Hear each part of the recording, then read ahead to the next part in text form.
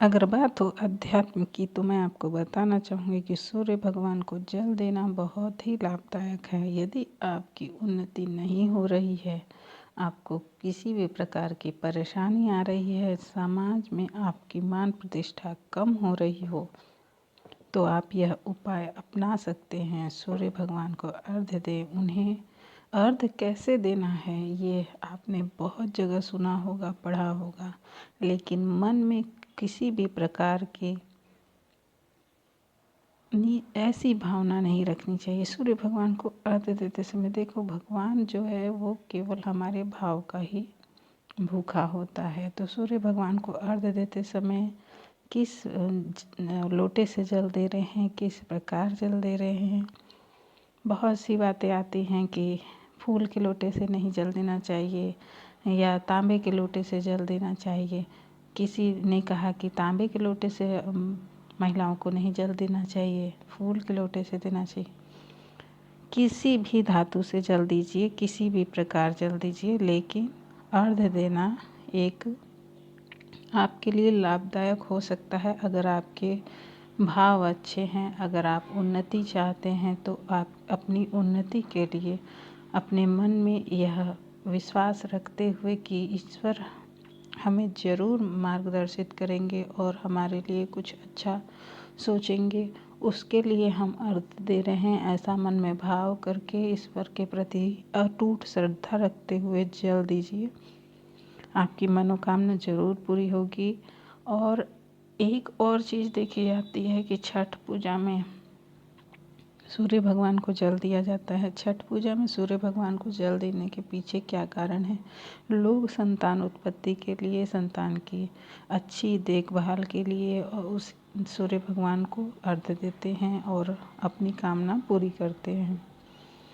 तो यदि केवल छठ के दिन जल देने से ऐसा होता है, तो यदि हम प्रतिदिन जल दें सूर्य भगवान को, अक्षत चढ़ाएं, फूल, जल को खाली न रखें, उसमें फूल और अक्षत डालें और सूर्य भगवान को अर्घ्य दें, इससे बहुत ही लाभ होगा। अगर संतान उत्पत्ति की कामना है तो भी यह लाभदायक है। अगर जीवन में आगे बढ़ने की कामना है तो भी यह लाभदायक है। और एक बात का ख्याल रखें, दोपहर को जल बिल्कुल नहीं। अगर आपको नहाने में देर हो रही है, दोपहर हो रही है, तो जल ना दीजिए। सुबह में अगर आप नहाते हैं 6 बजे 7 बजे, अगर सुबह में आप नहाते हैं, अभी सूरज बहुत शुरुआत ही रहती है सूरज की और बहुत ज़्यादा गर्म और लाल नहीं होता, उस समय आप जल दीजिए। सूर्य उगने के पूर्व जल देने की बात जो थी वो तो किसी भी प्रकार वैज्ञानिक नहीं है। आप सूर्य उगने के पूर्व जल देते हैं, आपके मन में वो भाव ही नहीं आएगा कि आप सूर्य भगवान को जल दे रहे हैं। आप सूर्य उदित होते हुए देखते हुए जल देते हैं, तो आपके मन में यह भाव भी रहता है कि सूरज भगवान हमारे सामने हैं, हम उनको जल दे रहे हैं। आपके अंदर बहुत सारी कामनाएं भी होती हैं, एक अटूट श्रद्धा भी होती है, तो हमें उगते हुए सूरज को जल देना चाहिए। जल देने का समय आपका तब तक का है जब तक देखते हैं कि सूरज ऊपर, सिर के ऊपर ना आ जाता हो। मतलब सूरज अगर सिर के ऊपर आ गया है, अब आपके जल देने पर मतलब वो जो सूरज की रोशनी है वो उस पर नहीं आ रही है, तो उस समय जल ना दें।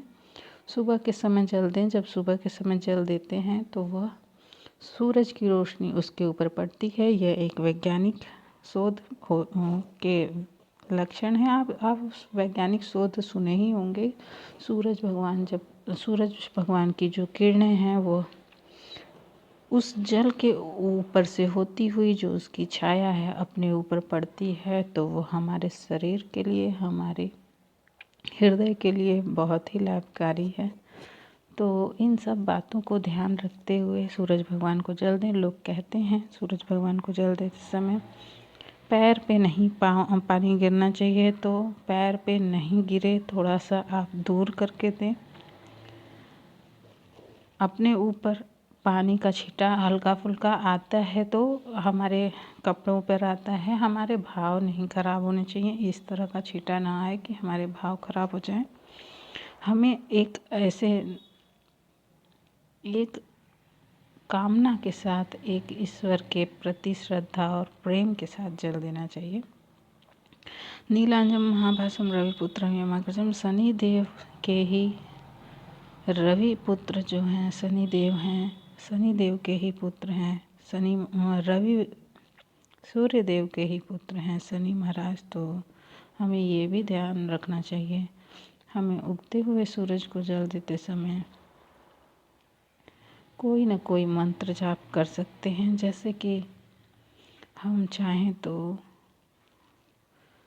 देखिए, सावित्री देव जो हमारे ऋग्वेद में लिखा है, ऋग्वेद में सावित्री जो वर्णन है वो सूर्य देव के लिए ही है। सावित्री ऐसे गायत्री माता का ही रूप है। गायत्री माता का जो मंत्र है, ओम भूर्भुवः स्वः तत्सवितुर्वरेण्यं भर्गो देवस्य धीमहि धियो यो नः प्रचोदयात्, इसको बोलते हुए भी सूरज भगवान को जल दिया जा सकता है। ऋग्वेद के मंत्र बहुत ही सफाई से और साफ शुद्ध वस्त्रों को पहने, बहुत अच्छे से नहाए धोए, इन सब के साथ मतलब एक स्वच्छता का ख्याल रखना जरूरी है। ऋग्वेद के मंत्रों का उच्चारण महिलाएं पुरुष कोई भी कर सकता है, लेकिन अपनी स्वच्छता का ध्यान देना होता है। ऋग्वेद के मंत्र के साथ भगवती गायत्री माता के मंत्र के साथ भी सूर्यदेव को मंत्र सूर्यदेव को जल अर्घ दिया जा सकता है। अर्घ देते समय एक बात का ख्याल रखना चाहिए, थोड़ा अगर आप चाहें तो एक बार परिक्रमा कर लें, लोटे को लेके जल देने के पूर्व मतलब जल देने के पश्चात आप एक बार परिक्रमा कर लें। जल देने के पश्चात खाली लोटे के साथ एक बार परिक्रमा कर लें या 3 बार परिक्रमा कर लें और सूर्य को प्रणाम करें। बहुत से उसमें सूर्य नमस्कार के भी वर्णन आते हैं, लेकिन सूर्य नमस्कार हम महिलाएं करती नहीं हैं। और भी बहुत से लोग हैं जो सूर्य भगवान को जल देते हैं, सूर्य नमस्कार नहीं करते। सूर्य नमस्कार एक योग की क्रिया है, और अगर आप योग की क्रिया भी कर लेते हैं तो ये बहुत ही लाभदायक है। अब बात आती है शनिवार को दिया जलाने की। तो नीलांजन महाभासम रविपुत्रम यमाग्रजम छाया मार्तंड समुतम तम नमामि शनैश्चरम। तो शनिदेव को याद करते हैं। अगर शनिदेव की पूजा करते हैं तो आपको शनिदेव को जल नहीं, शनिदेव को केवल सरसों के तेल का दिया अर्पित करना चाहिए। शनिदेव को कोई एक लोहे की धातु सिक्का चढ़ा सकते हैं, और शनिदेव को दिया जलाते वक्त आप काले तिलों को भी चढ़ा सकते हैं। पीपल के पेड़ में जल दें या समी के पेड़ में जल दें, समी के पेड़ या पीपल के पेड़ के नीचे ही दिया जलाएं। ऐसा करने से बहुत ही लाभदायक होता है। आज के लिए इतना ही, फिर दोबारा आपके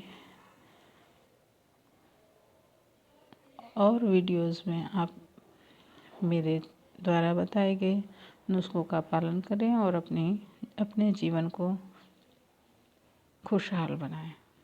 इसी कामना के साथ नमस्कार। अगर आपको यह वीडियो पसंद आई हो तो सब्सक्राइब ज़रूर कर लें, और अगर आपको और कोई और उपायों का मालूम हो तो वो भी आप हमें शेयर कर सकते हैं।